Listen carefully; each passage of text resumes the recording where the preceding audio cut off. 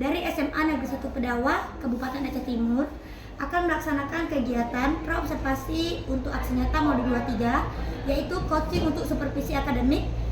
Video ini akan saya ditemani oleh rekan sejawat saya, yaitu Sofia dari SMA 1 Pedawa, mengajar mata pelajaran geografi. Ya baik, langsung saja kita akan kepada kegiatan praobservasi. Assalamualaikum Bu Ida. Waalaikumsalam Bu Sri. Apa kabar nih Bu Ida? Ya, alhamdulillah sehat. Jadi kan Bu Ida, pagi hari ini kita akan melaksanakan kegiatan praobservasi. Tujuannya agar nanti ketika Ibu Ida nih mengajar di kelas, Ibu Ida lebih percaya diri nih, habis itu juga lebih siap dengan berbagai hal yang akan kita bahas setelah ini.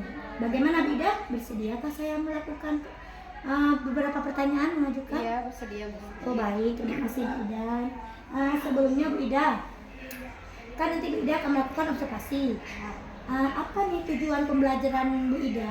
Jadi Bu, tujuan pembelajaran saya di materi keanekaragaman hayati ini adalah saya berharap peserta didik mampu mengidentifikasi jenis dan karakteristik flora dan fauna di Indonesia dan mampu menganalisis permasalahan flora dan fauna di Indonesia. Oh berarti Bu Ida berharap nih peserta didik mampu mengidentifikasi persebaran flora fauna Indonesia dan karakteristik flora fauna Indonesia ya. Wow, menarik ya Bu Ida ya. Nah lalu Bu Ida, area pengembangan yang hendak Ibu capai ini apa nih? Kira-kira Ibu berharapnya apa gitu? Area pengembangan yang saya ingin capai Bu, khususnya itu di kegiatan intinya. Saya ingin anak-anak dapat saling berkolaborasi antara satu peserta didik dan peserta didik lain dan maupun dalam kelompok. Karena kan nanti saya akan membagikan kelompok ya Bu ya. Jadi saya ingin situasi kelasnya itu aktif dan anak-anak bisa berdiskusi dengan aktif juga. Seperti itu Bu. Berarti Ibu berharapnya nih anak-anak aktif lah ya dalam prosesnya ya. Iya. Sangat menarik. Lalu Bu, strategi yang Ibu persiapkan nih untuk mengembangkan itu apa saja Bu? Baik itu modelnya atau apa saja yang akan Ibu lakukan? Jadi Bu Sri, di materi ini saya menggunakan model discovery learning, di mana mereka memang harus aktif ya Bu ya, karena kan saya ngajarnya di kelas IPS nih Bu, jadi mereka juga harus banyak berinteraksi untuk mengeluarkan pendapat mereka, jadi mereka harus terbiasa nih untuk berdiskusi seperti itu Bu. Oh baik. Nah, Iya. pendekatannya sendiri bagaimana? Pendekatan apa? Pendekatannya saya gunakan pendekatan berbasis pada student center Bu. Oh baik. Lalu apalagi nih yang menarik nih dari strategi Bu? Yang menarik lagi Bu, saya menggunakan asesmen ya Bu ya, asesmen awal ya. Di situ juga saya ingin berdiferensiasi Bu. Oh berdiferensiasi ya Bu. Iya. Wow, menarik. Jadi dari diferensiasi proses, nah prosesnya itu bagaimana mereka dalam proses belajarnya Bu, baik itu dalam kelompok, bahasa mereka sopan santun nggak saat mereka diskusi, seperti itu Bu. Lanjut mereka bisa nggak mengkoordinasi kelompok mereka masing-masing, seperti itu. Kolaborasinya antar kelompok seperti apa, aktif nggak, seperti itu Bu. Oh berarti itu kontennya, prosesnya ya? Kalau kontennya saya sebagaimana kita tahu Bu ya, bahwa kan anak didik kita ini beragam ya di kelas ya. Ada yang kinestetik lah dan segala macam, audio visual. Jadi saya menyiapkan beberapa konten yang bisa mereka akses, baik itu video, ada poster infografis juga, dan ada juga artikel. Wow, menarik sekali ya Bu ya. Nah lalu jadi Ibu cuma berdiferensiasinya di proses dan konten saja? Di produk juga Bu. Oh produk, oh ya. Jadi kan ini materinya nanti saya ambil di persebaran flora dan fauna Bu ya. Jadi kan ada petanya nih. Petanya itu boleh mereka buat manual di karton, boleh nanti secara digital di Canva, boleh mereka membuatnya poster infografis Bu. Seperti itu. Berarti Bu Ida membebaskan ya? Membebaskan. Oh sangat menarik ya Bu Ida. Jadi Bu Ida kira-kira kapan nih kita akan melakukan observasinya? Minggu depan Bu, di jam ke-3-4. Oh berarti di hari? Di hari Rabu. Oh baik. Kelasnya Bu? Kelasnya itu 11 IPS. Oh 11 IPS. Oke, mata pelajarannya geografi ya Bu? Ya, fase pastinya ya. F Bu. Jadi Bu Ida, Nanti kan kita setelah melakukan nih pra-observasi nih, selanjutnya kita akan melakukan pas observasi, yaitu saya melihat bagaimana Bu Ida mengajar dengan saya mengisi rubrik. Setelahnya ada pasca observasi Bu Ida. Nah, di pasca observasi itu nanti ada pengajar praktik saya yang akan mendampingi. Bagaimana Bu Ida, bersedia kah? Ya, saya bersedia. Oh, alhamdulillah. Jadi Bu Ida, setelah kita berbincang-bincang ini, apa yang Bu Ida dapatkan? Yang saya dapatkan setelah perbincangan kita hari ini Bu Sri, itu saya menjadi lebih tahu tentang bagaimana proses pembelajaran yang baik.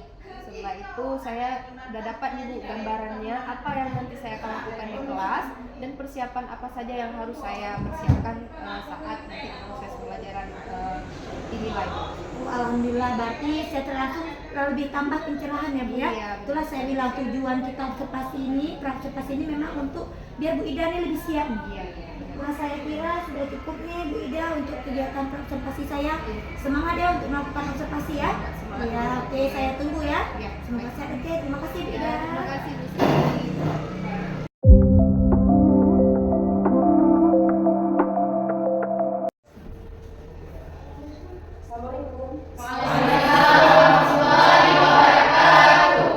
Bersiap.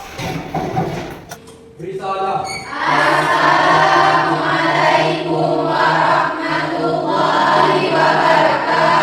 Waalaikumsalam warahmatullahi wabarakatuh. Selesai. Kita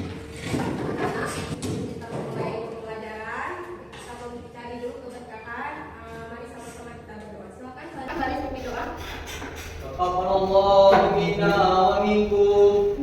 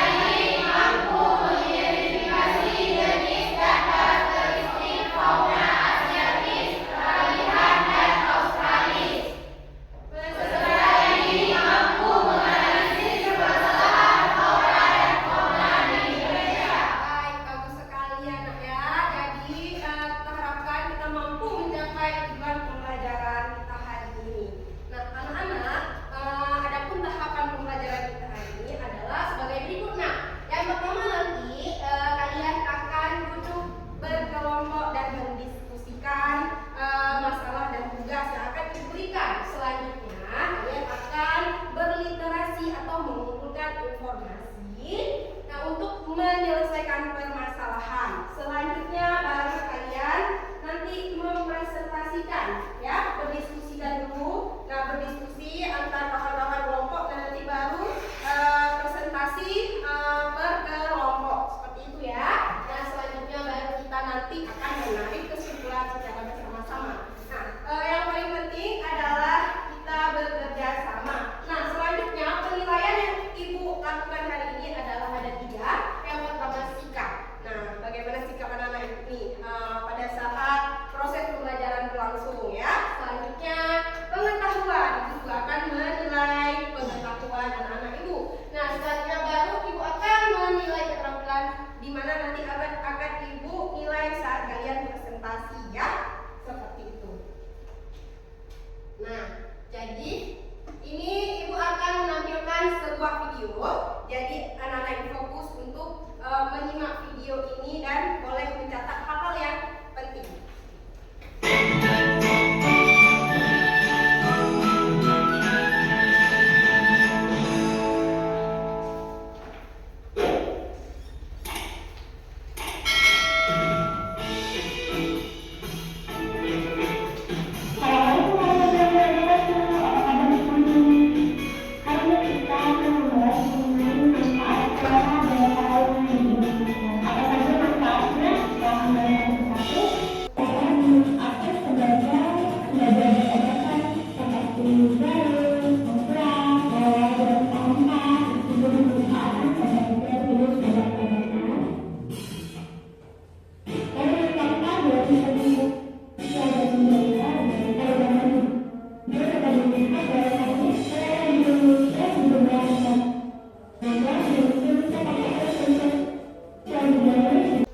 Baik anak-anak, adakah pertanyaan terkait video tadi yang ditampilkan dan materi tadi? Oke, sama-sama. Assalamualaikum warahmatullahi wabarakatuh. Waalaikumsalam warahmatullahi wabarakatuh. Perkenalkan, nama saya Muhammad Ahmad. Saya ingin bertanya tentang video yang ditampilkan.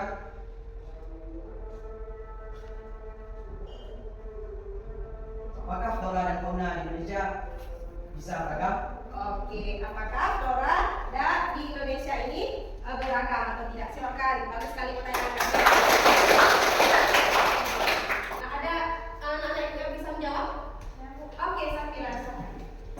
Assalamualaikum warahmatullahi wabarakatuh. Waalaikumsalam warahmatullahi wabarakatuh. Nama saya Safira. Saya ingin menjawab pertanyaan dari Muhammad Ahmad.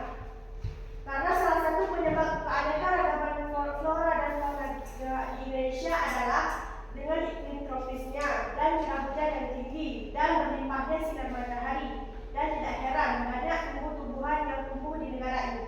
Oke, bagus sekali. Itu. Nah, jadi sekarang kalian duduk kelompok sesuai dengan kelompok minggu yang lalu yang telah kita tentukan ya. Silakan nanti duduk kelompok.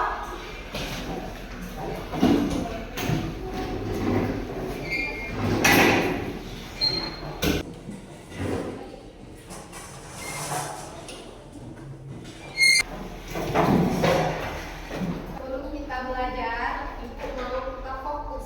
Nah, untuk fokus itu kita butuh yang namanya ketenangan, ya kan? Nah, tenang itu didapatkan dari apa? Dari hati yang bersyukur dan bersabar, ya.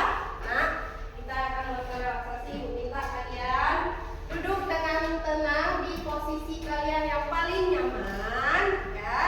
Lalu kalian menutup mata kalian dan membayangkan nikmat apa yang paling kalian syukuri hari ini yang masih diberikan oleh Allah Subhanahu wa taala untuk kita semua.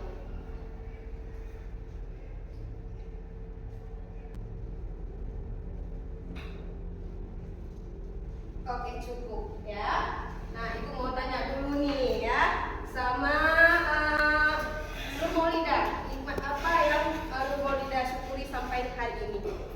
Nikmat masih punya dua orang tua dan masih beri umur yang panjang oleh Allah Subhanahu wa taala sampai saat ini. Iya, bagus sekali. Alhamdulillah ya. Nah, selanjutnya,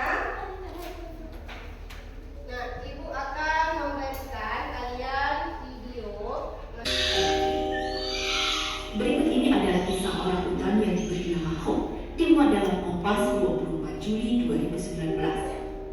Dalam tubuh Hawk bersarang 74 peluru yang ditembakkan oleh manusia-manusia biadab. Ketika dihujani peluru, ia tetap memeluk anaknya dalam dekapan. Namun sayang, sang buah hati meninggal karena malnutrisi dan stres.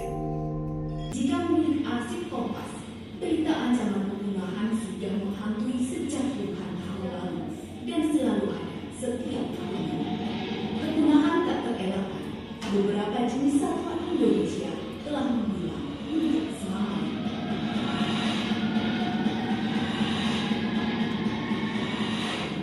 Untuk di abad 20 ini yang sudah quote unquote official yang locally extinct, yaitu ya harimau Jawa, harimau Bali, dan babi kutil yang ada. Jadi udah 2 video yang Ibu tayangkan. Nah, kira-kira apa yang kalian lihat dari video tadi?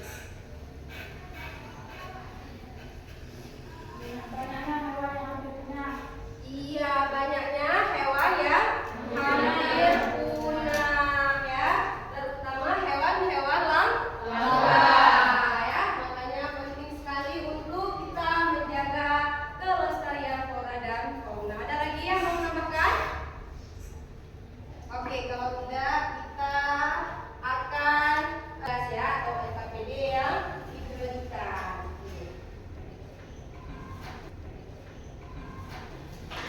Dah. Ya. Pertanyaan sudah ada kan? Sudah. Nah, itu langsung dikerjakan ya. Jangan lupa linknya udah Ibu kirim ke grup kelas mengenai referensi yang bisa kalian lihat juga ya. Ada artikel dan video lainnya ya. Silakan diakses.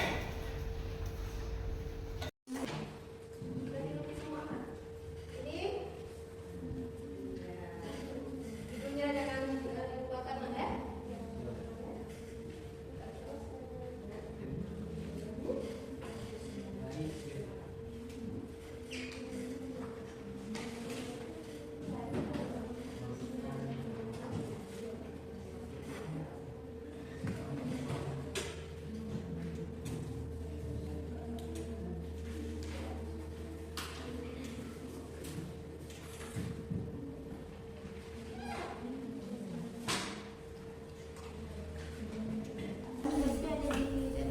Nggak ada Alvesia di asiatis.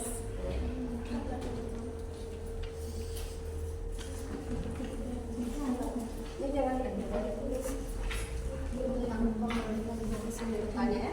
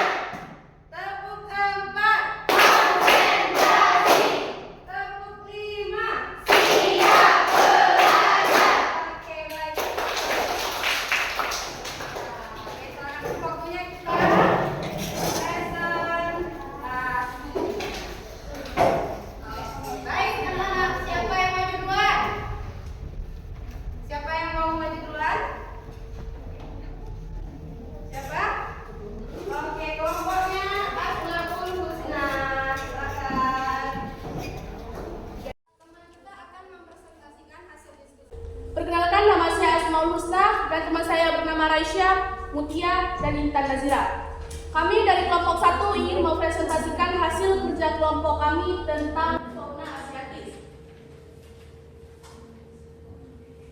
Fauna asiatis adalah zona asiatis merupakan persebaran fauna di kawasan barat Indonesia yang banyak dipengaruhi oleh fauna dari wilayah benua Asia. Zona ini meliputi wilayah Sumatera, Kalimantan, Jawa, dan Bali. 1. Fauna asiatis memiliki ciri-ciri, yaitu zona ini memiliki karakteristik yaitu terdapat jenis fauna yang berukuran besar dan mengeri. Jarang sekali ditemukan jenis burung yang memiliki warna yang cerah. Fauna zona asiatis tidak memiliki jenis hewan yang mengkatung. 2. Contoh hewan zona asiatis. Fauna asiatis dari jenis hewan mamalia adalah gajah Sumatera, badak bertulah 1, rusa, tapir, banteng, kerbau, owa Jawa, monyet, orangutan, harimau, macan tutul, dan sebagainya. Tadi setiap kelompok kami persilahkan untuk bertanya.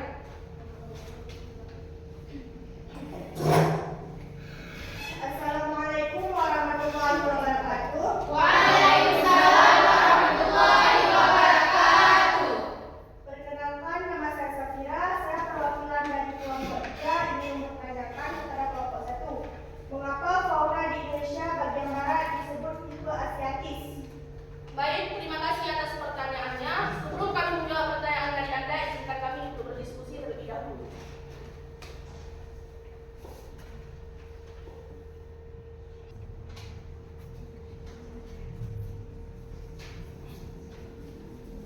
Baik, saya akan menjawab pertanyaan dari kelompok 3. Flora asiatis disebut demikian karena flora dan fauna di wilayah tersebut memiliki ciri dan karakteristik tertentu yang menyerupai flora dan fauna di benua Asia. Bisa diterima?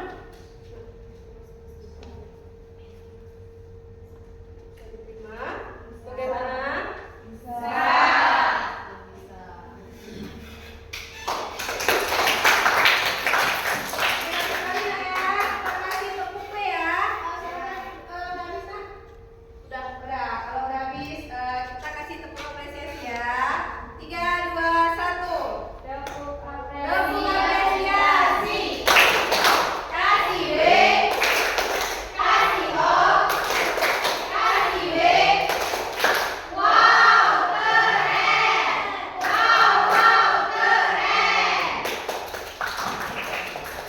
Mana lagi mau baju? Oke, silakan ya. Assalamualaikum warahmatullahi wabarakatuh.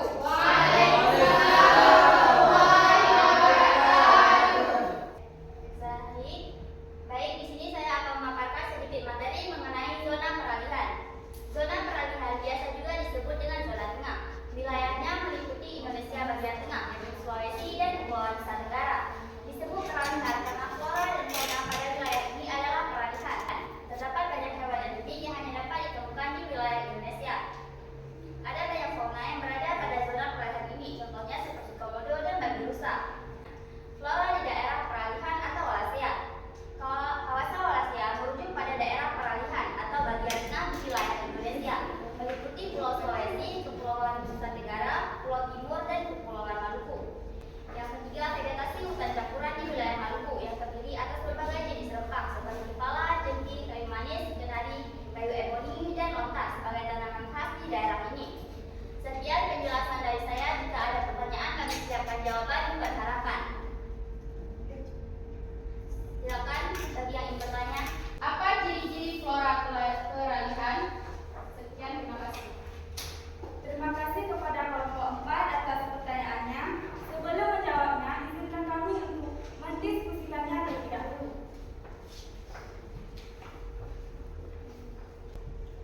Oke, saya akan menjawab pertanyaan dari kelompok 4. Ciri-ciri dari flora peralihan adalah ukurannya kecil, daunnya pendek dan tidak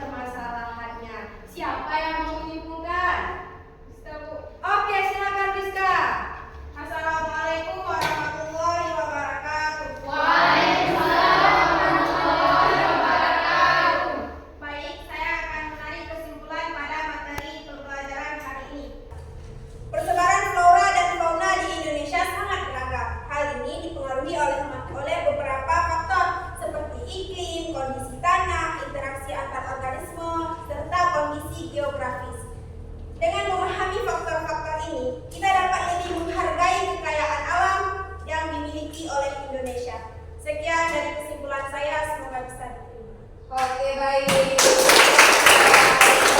Lihat ya, jadi kelas saya flora dan fauna harus kita jaga untuk keberlangsungan hidup dan keseimbangan ekosistem. Nah, sekarang anak-anak ibu silakan duduk lagi seperti semula, ya.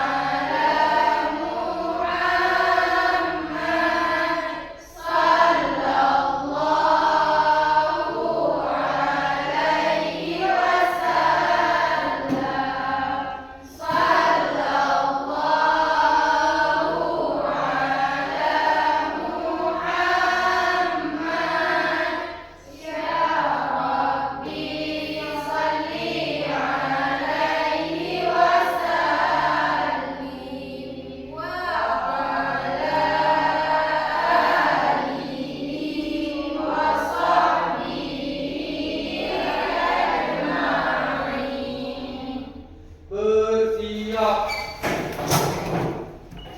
Beri salam.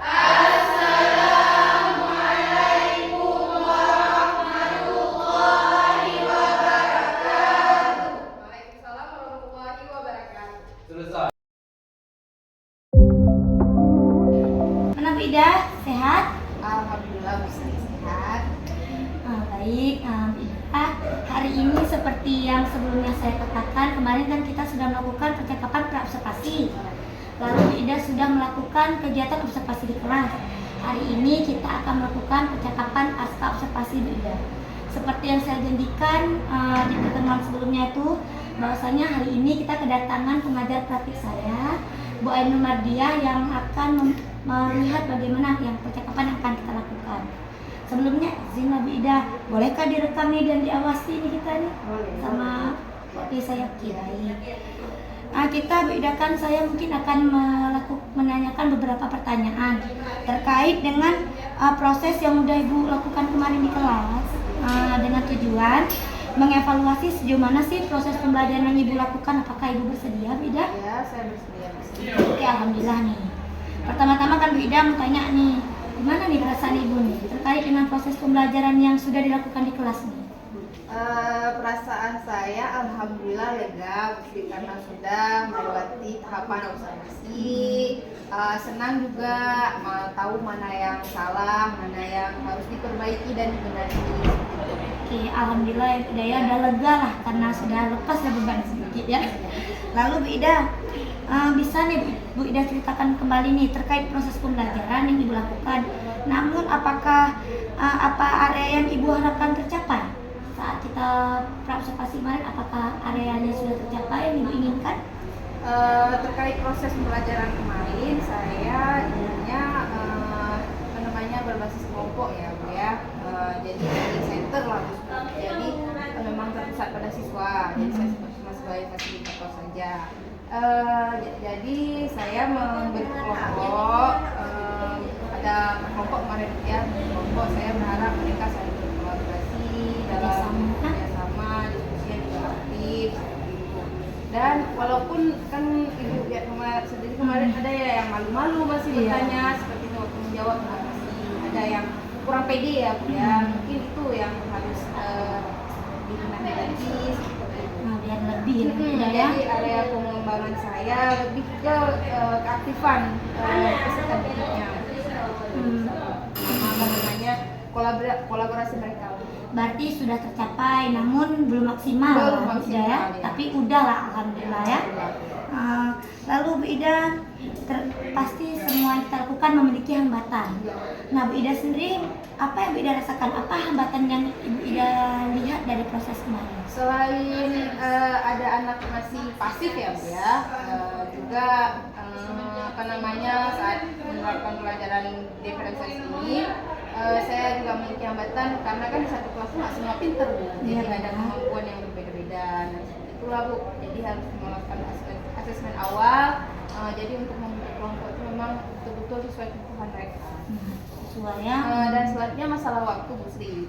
Jadi waktu kemarin saat di ketiga pembelajaran inti, pendahuluan, inti dan penutup. Nah, disitulah kemarin kelebihan waktu di pendahuluan. Oh baik. Berarti waktu ya. Nah, lalu Bu Ida, menurut Bu Ida nih kan, alasan apa sih yang menjadikan hambatan itu terjadi? Alasannya mungkin anak-anak belum terbiasa ya dalam berkelompok ini. Mereka harus aktif ya, memang harus kita biasakan untuk berbicara di depan seperti itu. Selanjutnya juga saya juga harus pintar untuk manage waktunya, jangan kebablasan dulu gitu ya. Berarti Bu Ida nih waktu nomor satu lah Bu Ida ya. Lalu Bu Ida nih, kapan nih menurut Bu Ida untuk menghilangkan hambatan ini, apa nih yang akan Bu Ida lakukan nih atau menguranginya? Kok bisa hilang sih? Apa-apa saja yang akan dilakukan rencananya? Di kegiatan observasi kemarin kan saya hambatannya di waktu sama motivasi juga ya. Mungkin saya akan bagi pertemuannya manage juga harus sering-sering memancing kata ini dengan kata-kata memancing itu ya, yang malu-malu. Berarti memancingnya, Iya. lalu memanage sesuatu, Iya, jangan lupa ya, biar anak aktif ya. Mau tunjuk. Unjuk kebolehan ya. Iya. Kapan nih rencananya akan ibu lakukan nih solusi yang ibu katakan ini? Pokoknya segera lah, karena alhamdulillah juga berkat bimbingan ya dari kepala sekolah, kepala sejawat ya, alhamdulillah yang membantu saya untuk mendukung dalam pembelajaran ini. Saya akan segera untuk menangani ini supaya lebih baik lagi. Jadi actionnya mau segera lah, tidak ya, nggak ada tunggu-tunggu waktu lagi ya, harus udah bahas langsung ya. tunggu ilmunya nanti udah di situ aja. Lalu Bu Ida, kalau saya tanyakan, Bu Ida dia bilang, oh aksi ini pasti membutuhkan orang ya, rekan atau siapa saja. Jadi siapa-siapa saja yang membantu Ibu nih dalam proses menjalankan solusi tadi. Seperti saya bilang tadi, ada ibu kepala sekolah yang selalu membimbing, rekan sejawat yang selalu mengarahkan, habis itu rekan sejawat termasuk guru seri ya, dan yang lain, habis itu kurikulum juga yang selalu membimbing dan lain sebagainya. Artinya Bu Di sekolah. Berarti artinya Bu Ida yang dapat bantu ada seluruh warga stakeholder sekolah ya, warga sekolah membantu ya. Peserta didik juga. Iya ya, itu harus membantu, kalau nggak tercapai ya kan tujuan yang kita harapkan ya. Iya. Jadi Bu Ida selanjutnya nih apa yang komitmen Bu Ida selanjutnya mau bagaimana? Komitmen saya dari ilmu yang saya dapatkan, saya harus terus konsisten untuk meneruskan tetap menjalankan, menerapkan pembelajaran ini dengan baik. Jangan lupa Bu Ida yang dimanage Waktu Bu. Oke, saya rasa Bu Ida sudah cukup pembicaraannya. Terima kasih waktunya Bu Ida ya. Terus semangat melakukan action agar lebih baik pembelajaran. Oke, terima kasih Bu Ida. Assalamualaikum. Waalaikumsalam.